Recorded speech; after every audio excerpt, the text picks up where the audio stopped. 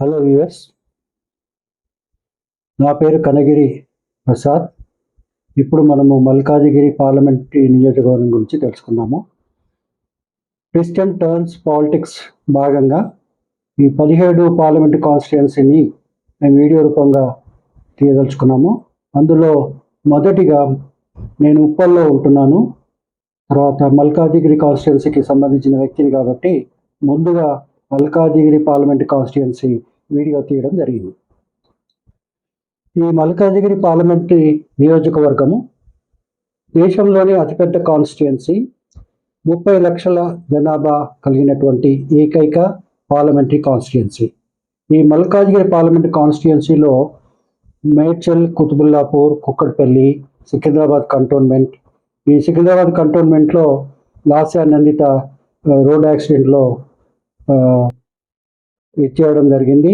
మళ్ళీ అది వేకెంట్గా ఉంది. అది కూడా May 13th ఎలక్షన్స్ జరగనున్నాయి.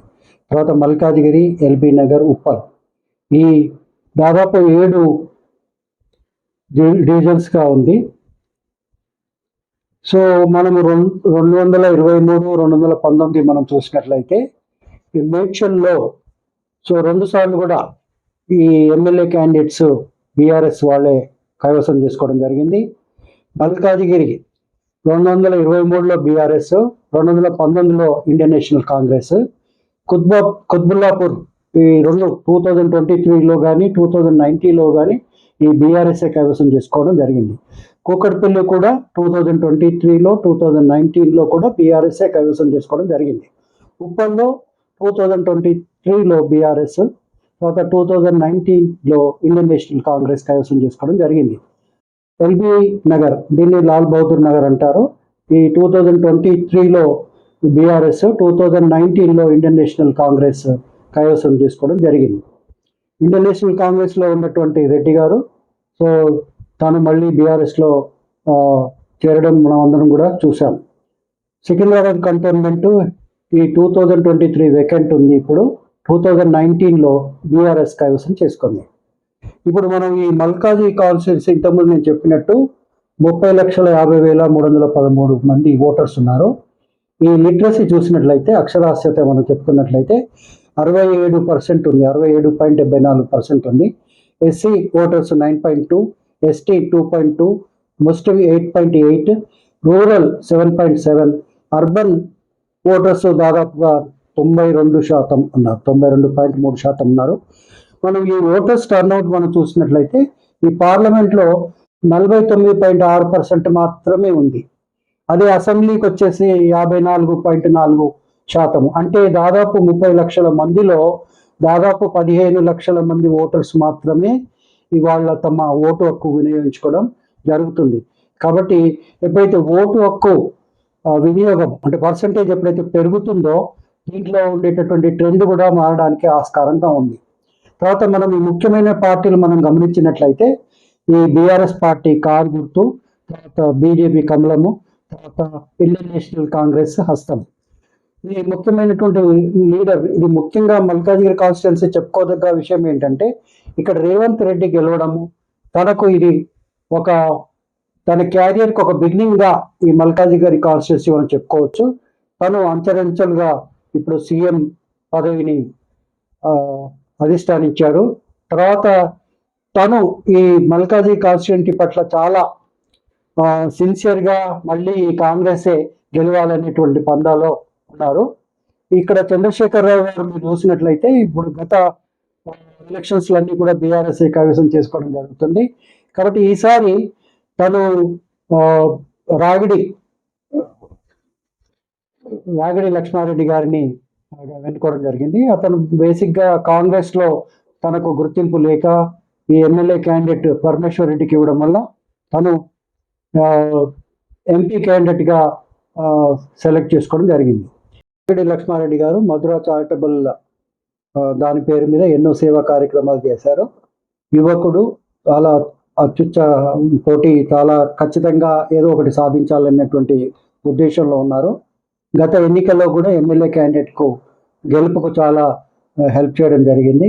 కాబట్టి అతనికి లోకల్ క్యాండిడేట్గా కూడా ఉన్నాడు కాబట్టి అతనికి స్కోప్ ఎక్కువగా కనిపిస్తుంది. అతని పరిచయాలు, ఈ తర్వాత లోకల్ క్యాండిడేట్ కావడము, కాబట్టి అది కలిసి వచ్చే అంశాలుగా మనము చెప్పుకోవచ్చు.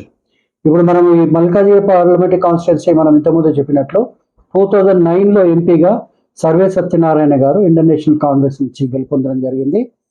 2014లో మల్లారెడ్డి, చామకూర మల్లారెడ్డి గారు టీడీపీ ఈ తెలుగుదేశం పార్టీ నుంచి మళ్ళీ తర్వాత బీఆర్ఎస్కు మారడం జరిగింది. 2019 ఇంతకుముందు నేను చెప్పినట్టు రేవంత్ రెడ్డి గారు ఇండియన్ నేషనల్ కాంగ్రెస్ నుంచి గెలుపొందడం జరిగింది. ఈ మల్కాజిగిరి పార్లమెంట్ కాన్స్టిట్యున్సీ మనము గత పర్సంటేజ్ పార్లమెంట్ ఎలక్షన్లో మనం చూసినట్లయితే 2014లో ఈ టీడీపీ నుంచి సిహెచ్ మల్లారెడ్డి గారు 5,22,403 ఓట్లతోటి, అంటే దాదాపు 32.3% తోటి తను ఓట్లు సాధించుకోగలిగారు. అయితే ఇండియన్ నేషనల్ కాంగ్రెస్ నుంచి సర్వే సత్యనారాయణ గారు 2,33,170 ఓట్లు సంపాదించుకున్నారు, 14.4% వచ్చింది. బీఆర్ఎస్ నుంచి మైనంపల్లి హనుమంతరావు గారు 4,93,208 ఓట్లు వచ్చాయి, 30.5% వచ్చింది. మీరు అంటే మనము డాక్టర్ జయప్రకాష్ నారాయణ గురించి బాగా గొప్పగా చెప్పుకుంటాము. అయితే తను ఈ లోక్సభ పార్టీ పరంగా తను కూడా ఈ 2014లో కాంటెస్ట్ చేయడం జరిగింది. తనకు 9.7% మాత్రమే వచ్చింది, 1,57,525. ఈ లిటరసీ ఎక్కువగా ఉంది కాబట్టి చదువుకున్న అందరూ కూడా తనకు ఓటు వేస్తారనేటువంటి ధీమాతోటి ఈ పర్టికులర్ కాన్స్టిట్యున్సీ ఎన్నుకోవడం జరిగింది. ఇది 2014 మనము పార్లమెంట్లో ఎవరు గెలిచారు అనేటువంటి విషయాన్ని మనం తెలుసుకున్నాం. ఇప్పుడు 2019లో చూసినట్లు ఇంతకుముందు నేను చెప్పినట్టు రేవంత్ రెడ్డి గారు 6,02,907, 39% ఓట్లు వచ్చాయి. తర్వాత ఈ 2019లో బీఆర్ఎస్కు 4, ఇండియన్ నేషనల్ కాంగ్రెస్కు 3 వచ్చాయి. తర్వాత బీఆర్ఎస్ నుంచి మర్రి రాజశేఖర్ రెడ్డి 5,92,485 ఓట్లు వచ్చాయి, 38.4%. ఈ రామచంద్రరావు బీజేపీ నుంచి 3,03,851, 19.7% వచ్చింది. అయితే ఈ 2019లో రేవంత్ రెడ్డి గారు గెలిచారు, కానీ ఇక్కడ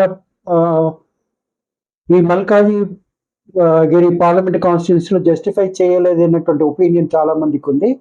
కానీ ఎప్పుడైతే సీఎం ఈ మల్కాజిగిరి కాన్స్టిట్యున్సీ నుంచి ఈ పర్టికులర్ మేడ్చల్ కాన్స్టిట్యున్సీ మీద ఇంట్రెస్ట్ పెట్టారో ఖచ్చితంగా కాంగ్రెస్ పరంగా ఖచ్చితంగా అత్యధిక మెజార్టీతో గెలవాలనేటువంటి ఆలోచనలతో తప్పకుండా ఉంటారు. కాబట్టి సునీతారెడ్డిని ఈ కాంగ్రెస్ క్యాండిడేట్గా తను బరిలో దించుతున్నారు. 2009లో కూడా మనం చూసినట్లయితే ఈ ఓట్ల పర్సంటేజ్ ఏ విధంగా ఉంది. అప్పుడు ఇండియన్ నేషనల్ కాంగ్రెస్ నుంచి సర్వే సత్యనారాయణ గారు 3,88,191 ఓట్లు వచ్చాయి, అంటే 32.2% మాత్రం వచ్చింది. టీడీపీ నుంచి భీమ్సేన్ గారు ఓటు కాంటెస్ట్ చేయడం జరిగింది. 2,94,933లో ఈ 24.5% వచ్చింది. ఈ ప్రజారాజ్యం పార్టీ ఉంది 2009లో. ఈ ప్రజారాజ్యం తరఫున ఇంతకుముందు తెలుగుదేశం పార్టీలో కీలక నాయకులైనటువంటి దేవేందర్ గౌడ్, ఎన్టీ రామారావు తర్వాత సెకండ్ పొజిషన్లో ఉన్నటువంటి దేవేందర్ గౌడ్ ఈ తెలుగుదేశం పార్టీని వీడి ప్రజారాజ్యం పార్టీ నుంచి దేవేందర్ గౌడ్ గారు కాంటెస్ట్ చేయడం జరిగింది. తెలుగుదేశం పార్టీలో తను 2వ పొజిషన్లో ఉండే, చాలా కీ పొజిషన్లో ఉండే, మినిస్టర్గా కూడా పనిచేశారు, హోమ్ మినిస్టర్గా. సో తను టీడీపీ వదిలి టీఆర్పీలో జాయిన్ అయ్యి ఈ 2009లో ఈ చిరంజీవి పార్టీ తరఫున కాంటెస్ట్ చేయడం జరిగింది. ఎంపీ మల్కాజిగిరి పార్లమెంట్ కాన్స్టిట్యూన్సీ నుంచి తనకు 2,38,798 మాత్రమే వచ్చాయి, అంటే 19.8% వచ్చింది. ఇక్కడ లోక్సభ పార్టీ నుంచి విజ్ఞాన్ ఇన్స్టిట్యూషన్స్ చైర్మన్ అయినటువంటి రత్తయ్య గారు ఈ కాంటెస్ట్ చేయడం జరిగింది. తనకు లోక్సత్తా పార్టీ నుంచి 1,08,922 ఓట్లు వచ్చాయి, 9% మాత్రమే తనకు రాగలిగింది. ఈ 2024లో ఇప్పుడు మనము చాలా ముఖ్యమైనటువంటిది ఈ ఇంతకుముందు నేను చెప్పినట్టు మల్కాజిగిరి కాన్స్టిట్యున్సీ అంటేనే అది ఒక ప్రెస్టీజియస్ కాన్స్టిట్యుయెన్సీగా అందరూ కూడా భావిస్తున్నారు. ఈ మల్కాజీ కాన్స్టిట్యున్సీ ప్రతి ఒక్కళ్ళు కూడా గెలవాలనేటువంటి ఆలోచనలో ఉన్నారు. ముఖ్యంగా కాంగ్రెస్, నేను ఇంతకుముందు చెప్పినట్లు రేవంత్ రెడ్డి గారు తను ఎంపీగా గెలవడము, తన పొలిటికల్లో కొన్ని మార్పులు రావడం, తర్వాత తదుపరి సీఎంగా కావడం, తర్వాత దాన్ని ఛాలెంజ్గా తీసుకొని ఈ మల్కాజిగిరి కాన్స్టిట్యున్సీని కాంగ్రెస్ ఖచ్చితంగా జెండా ఎగరేయాలనేటువంటి ఆలోచనలో ఉన్నారు. సునీత మహేందర్ రెడ్డిని ఈ కాంటెస్టింగ్ క్యాండిడేట్గా వాళ్ళు ఇండియన్ నేషనల్ కాంగ్రెస్ వాళ్ళు సెలెక్ట్ చేయడం జరిగింది. తను నాన్ లోకల్ క్యాండిడేట్. ఇప్పటి వరకు స్థానిక ఎన్నికల్లో వరుసగా విజయాలు సాధించింది ఆమె. పార్లమెంట్ ఎన్నికల్లో విజయం సాధిస్తుందో లేదో మనము వేచి చూడాలి. కాబట్టి ఈ కాంపిటీషన్ అనేది చాలా టగ్గఫర్గా ఉంటుంది. ఇప్పుడు మనం ఇంతకుముందు చెప్పినట్టు రాగిడి లక్ష్మారెడ్డి గారు బీఆర్ఎస్ నుంచి ఇంతకుముందు 30 ఏళ్ళు కాంగ్రెస్లో ఉండి కాంగ్రెస్లో తనకు ఎమ్మెల్యే సీటు రాకపోవడం వల్ల తను కంప్లీట్గా కొలాప్స్ అయ్యి అటువంటి స్టేజ్లో బీఆర్ఎస్లో చేరడం జరిగింది. బీఆర్ఎస్ ఎమ్మెల్యేకు తను శాయశక్తులా ప్రయత్నం చేసి అతను గెలుపుకు చాలా దోహదం చేసినటువంటి Ragidi Laxma Reddy young and dynamic leader, అందరితోటి సత్సంబంధాలు ఉన్నాయి. అతను లోకల్ క్యాండిడేట్, ఇది ఒకటి అడ్వాంటేజ్ అతనికి. కాబట్టి ఇంతకుముందు మనం చూసినట్లయితే ఇక్కడ బీఆర్ఎస్ ప్రిడామినెన్స్ ఉంది. కాబట్టి కాంగ్రెస్ గవర్నమెంట్ వచ్చినాక ఈ బీఆర్ఎస్లో కొంచెం అంటే మనము సామకూర మల్లారెడ్డి కానీ తర్వాత రాజశేఖర రెడ్డి కానీ వాళ్ళు కాంటెస్ట్ చేయడానికి ఒప్పుకోకపోవడం వల్ల ఈ రాగిడి లక్ష్మారెడ్డికి ఈ సీటు ఇవ్వడం జరిగింది. మనం చూసాం ఈటెల రాజేందర్ గారు హుజూర్ నగర్లో ఓడిపోయారు. తర్వాత తను 2014 నుంచి 18 వరకు ఫైనాన్స్, తర్వాత 2019 నుంచి 21 హెల్త్ మినిస్టర్గా చేశారు. ఇతను నాన్ లోకల్. తను బీజేపీలో బీఆర్ఎస్లో వీడి బీజేపీలో చేరడం జరిగింది. ఒకసారి తను వెళ్ళడం జరిగింది ఎమ్మెల్యేగా. తర్వాత మళ్ళీ 2023లో ఎమ్మెల్యేగా కాంటెస్ట్ చేస్తే తను బీఆర్ఎస్ తోటి ఓడిపోవడం జరిగింది. తన ఫ్యూచర్ అనేది పొలిటికల్ క్యారియరు ఇది నిజంగా ఒక సవాల్గా ఉంటుంది ఈటెల రాజేందర్కి. ఎందుకంటే ఇక్కడ లోకల్ క్యాండిడేట్స్ ఎవరైతే ఆస్పిరెంట్స్ ఉన్నారో వాళ్ళందరినీ కాదని ఈ ఈటెల రాజేందర్ గారికి ఈ సీట్ ఇవ్వడం జరిగింది. కాబట్టి బీజేపీలో కూడా అసంతృప్తి వాదులందరూ కూడా వాళ్ళు నిజంగానే ఈటెలకు సపోర్ట్ చేస్తారా చేయరా అనేటువంటిది ఒక పెద్ద క్వశ్చన్ మార్క్గా మనం గమనించాల్సినటువంటి విషయము. తనకు ఉండేటటువంటి సత్సంబంధాలతోటి, తనకు ఉండేటువంటి పేరు ప్రఖ్యాతులతోటి మరి తను ఎంతవరకు రాణించగలుగుతాడనేది మనం వేచి చూడాల్సినటువంటి విషయమే. కాబట్టి 2024 మల్కాజిగిరి పార్లమెంట్ ఎలక్షన్స్ అనేవి మిగతా ఎలక్షన్స్ అన్నిటికంటే ఒక ప్రెస్టీజియస్ ఎలక్షన్స్గా మనం చెప్పుకోవచ్చు. ఇది కాంగ్రెస్ వస్తుందా, తర్వాత బీఆర్ఎస్ వస్తుందా, బీజేపీ వస్తుందా అనేది ఓటర్లు దాన్ని తుది తీర్పు ఇచ్చేది ఓటర్స్ మాత్రమే. కాబట్టి ఇంతకుముందు నెగిటివ్ ఏంటంటే కాంగ్రెస్కు ఈ రేవంత్ రెడ్డి గారు ఈ మల్కాజిగిరి కాన్స్టిట్యున్సీ మీద ఎక్కువ ఫోకస్ చేయలేదు అన్నటువంటి ఒక ఆలోచన అందరిలో ఉంది. కాబట్టి తాను ఏ విధంగా మళ్ళీ మనం చూసినట్లు యూత్ ముఖ్యంగా కాంగ్రెస్లో ఎక్కువగా ఉప్పల్లో కానీ తర్వాత దాదాపుగా అందరూ కూడా చాలా యాక్టివ్గా ఉన్నారు కాంగ్రెస్ పరంగా. కాబట్టి మధు యాష్కి తను మిగతా వాళ్ళందరూ కూడా ఇక్కడ ఈ పర్టికులర్ కాన్స్టిట్యున్సీ మీద కాన్సన్ట్రేట్ చేస్తున్నారు. ఈ గెలుపు ఓటములు అనేది మన చేతిలో లేదు. కాబట్టి ఎవరు ఈ వీళ్ళను ఎన్నుకుంటారు, ఎవరి వైపు ఈ పర్టికులర్ మల్కాజిగిరి కాన్స్టిట్యున్సీ మీద ఓటర్స్ మొగ్గు చూపుతారు అనేది మనకు వేచి చూడాల్సినట్టు విషయం. So thank you very much. Thank you.